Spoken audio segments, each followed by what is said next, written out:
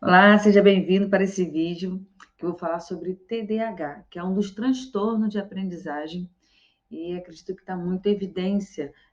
Tem percebido várias crianças, né, quando fala assim, aquela criança é muito agitada, não para, inquieta, falta de atenção. Bom, e aqui, resumidamente, eu vou falar um pouco sobre esse transtorno e é importante saber que existem alguns critérios de avaliação, ou seja, para você perceber se a criança tem indicação a TDAH ou não, porque o diagnóstico em si, apenas o neuropediatra ou psiquiatra mesmo que podem dar o laudo. Bom, o, o psicólogo, né? O neuropsicólogo, ele pode fazer assim uma avaliação para saber se vai ser uma criança indicada ou não. E dentro dessa avaliação existem os parâmetros, né? Se, bom, existe um questionário lá que você responde e lá tem 4 itens de avaliação.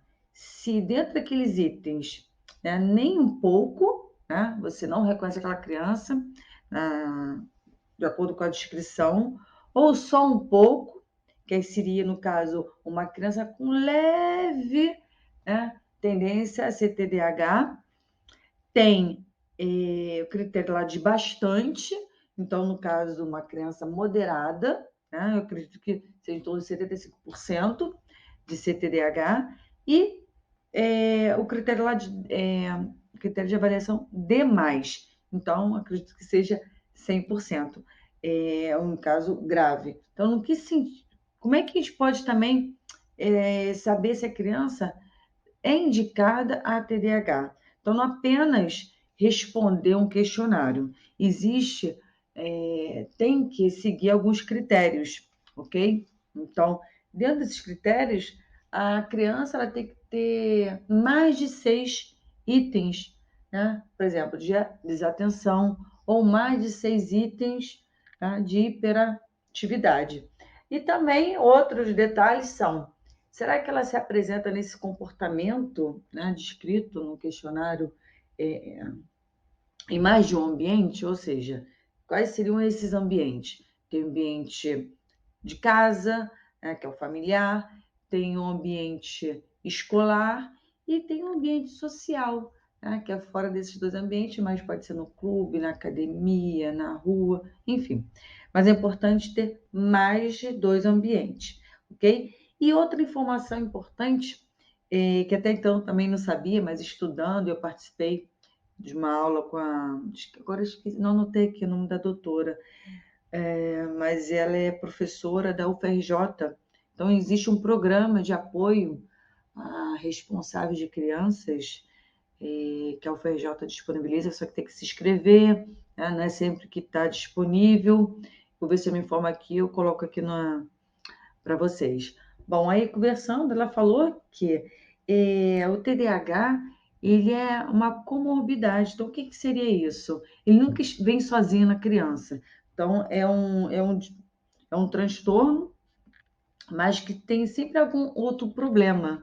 Então, precisa sim fazer uma investigação com profissionais adequados, corretos, ok? Mas, para levar a um profissional da área de saúde, quem é o primeiro contato ali? A mãe, o pai, a professora, é a pessoa que está ali no dia a dia com a criança, tá? Então, por isso que é importante ter acesso ao questionário, que eu vou colocar para vocês, ok? E ter essa noção, ok? Então, e aí dentro, falando um pouco mais detalhadamente sobre desatenção. Então, seria como? Quantas vezes eu ouço, né, até pessoas, vários responsáveis, meus queridos seguidores, responderam: meu filho tem falta de atenção. Bom, mas nem sempre a falta de atenção pode ser TDAH, ok? Então, tem que saber se é um ambiente que a criança não se adaptou, né? Então, às vezes, é a metodologia da escola também, que ela não se adaptou. Então, tem vários critérios para saber se é dificuldade de aprendizagem, é uma situação externa ou interna, porque o TDAH ele é considerado como DA, ok? Dificuldade de aprendizagem física, ou seja, vem interno do ser. Então, falando sobre a questão de critérios lá na avaliação, nas partes, né, nos itens, nos critérios de desatenção, seria a criança que, por exemplo, ela comete erros bobos, sabe? Justamente por falta de atenção. Então, você sabe que a sua criança tem aquele conhecimento, mas ela não releu ou não prestou atenção, enfim. Então, esse é um dos itens. Outra também é quando a criança ela tem dificuldade em concluir uma tarefa. Então, você sempre vai. Ela precisa de um tempo maior, ou realmente ela se cansa mentalmente e aquilo fica muito desgastante para ela.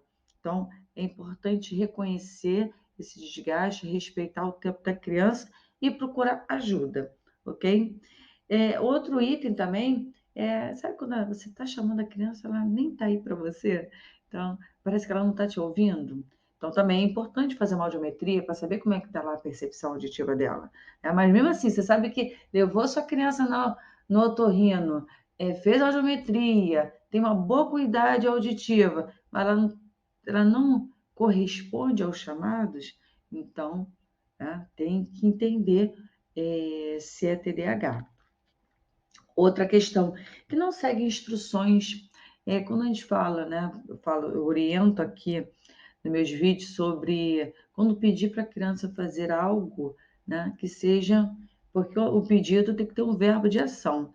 Então, para cada verbo de ação, ela tem que concluir. Né? Muitas vezes o responsável o adulto ele está ali bombardeando de informações que para ele é natural, né? 3 informações, mas para a criança é muito difícil.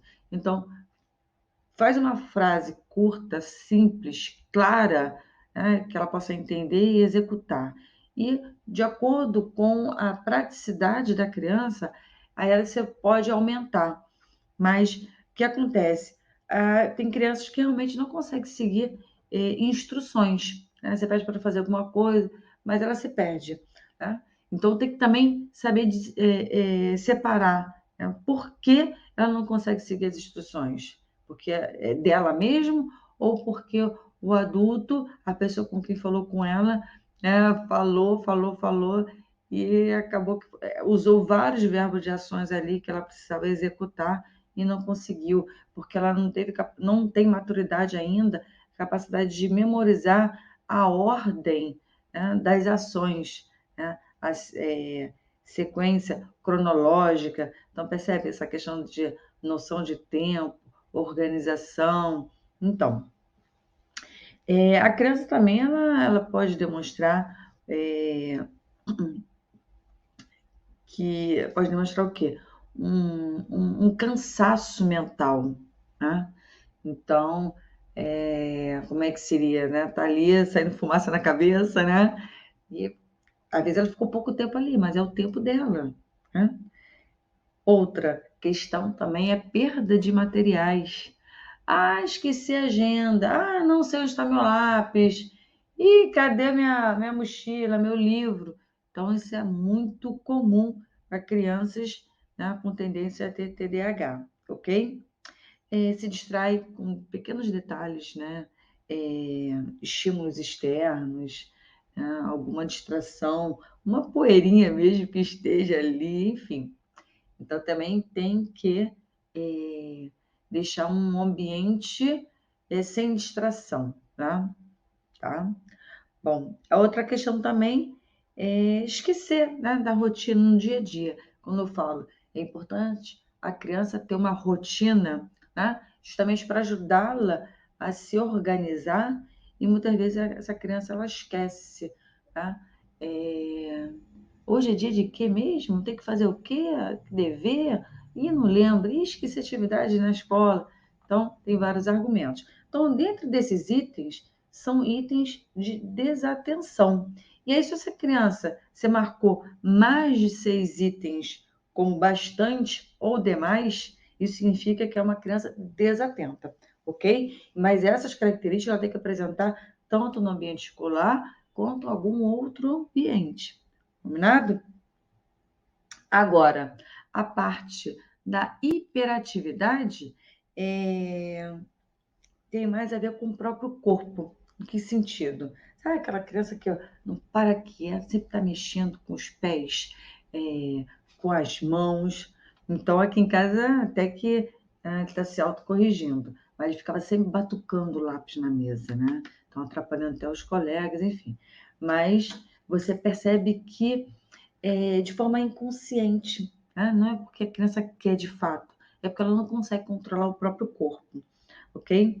Então, a criança que ela não consegue ficar sentada, parece que tem formigueiro, né, no assento ali, no bumbum, e sempre, né, se levanta, sai do lugar, então ela não consegue ficar parada nem sentada.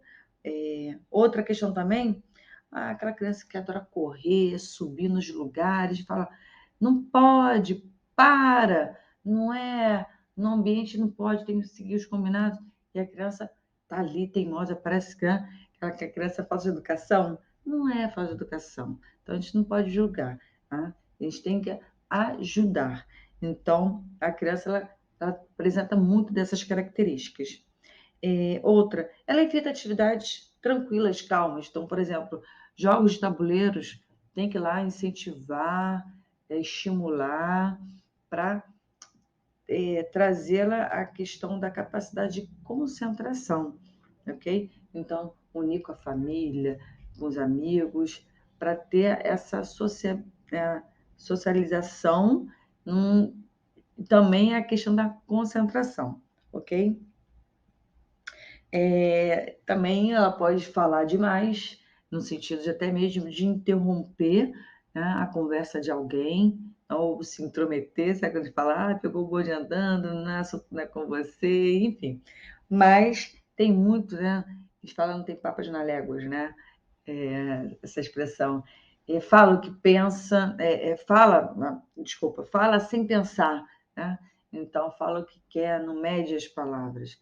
E isso é muito característico. Então, dentro desses itens, se você marcar lá demais ou bastante, mais de 6, né, desses itens que eu acabei de falar, isso significa que ela é indicada uma criança hiperativa, tá? Então, pode ser uma criança que só tenha TDA e outra que pode ter TDA e H.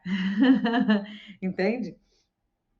Bom, e acaba que eu percebo até estudando, né, dos documentos, que essa professora da UFRJ falou, que infelizmente só chama atenção de um responsável para, né, a responsável, digo, professor, alguém, para orientar os pais a encaminhar a criança, né, para um médico, um especialista, para fazer uma avaliação, quando ela é hiperativa. Por quê? Porque a hiperatividade acaba atrapalhando o outro. Então, imagina dentro de uma sala de aula, né? Que corre, sobe, fica lá batucando, porque aí já interfere, né, no colega, então desconcentra o colega.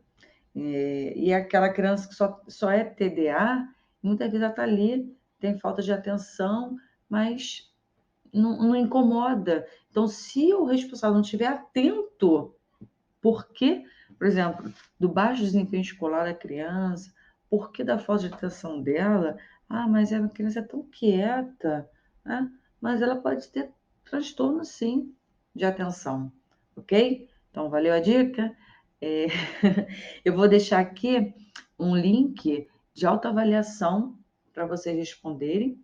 É importante porque assim eu consigo entender a realidade de cada um e poder dar um retorno, sugestões, com o propósito de ajudar nosso pequeno aprendiz. Combinado? E até o próximo vídeo. Até lá!